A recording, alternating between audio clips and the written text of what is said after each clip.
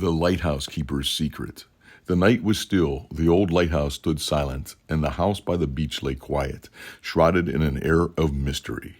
The neighborhood whispered of the previous tenants, a family that had fled in haste, leaving behind tales of strange happenings that seemed to emanate from the lighthouse.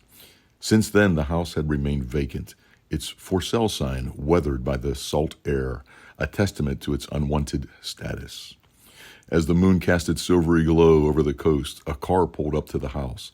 The driver, a man named Robert, stepped out, his eyes drawn to the towering lighthouse.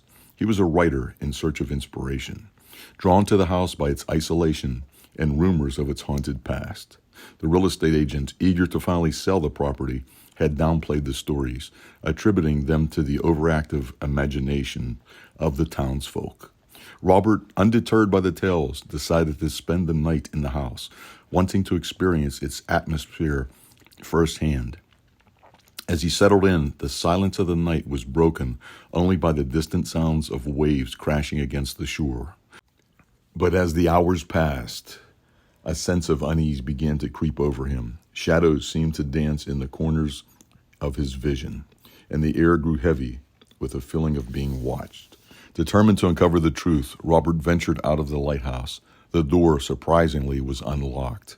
Inside, the air was thick with dust, and the winding staircase creaked under his weight.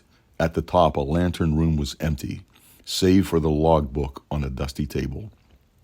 The entries were routine until he reached the final page, which bore a frantic scrawl. "It comes from the sea, seeking the light. I can't escape. The light is its beacon." Chilled by the words, Robert descended to the lighthouse, his mind racing with thoughts of what it could be.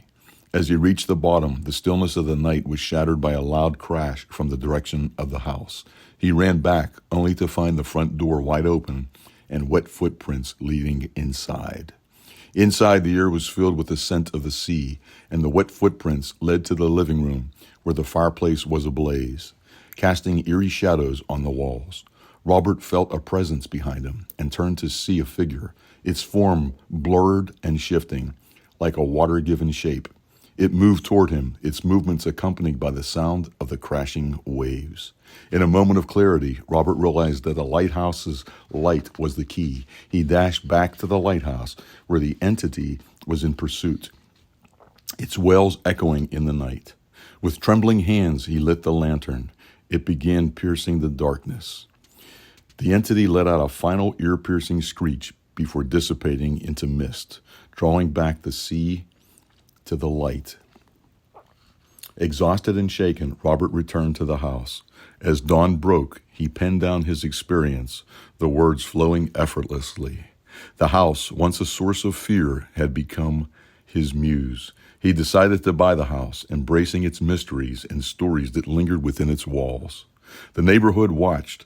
They were in awe at the once abandoned house by the beach, which came back to life, its light shining brightly each night.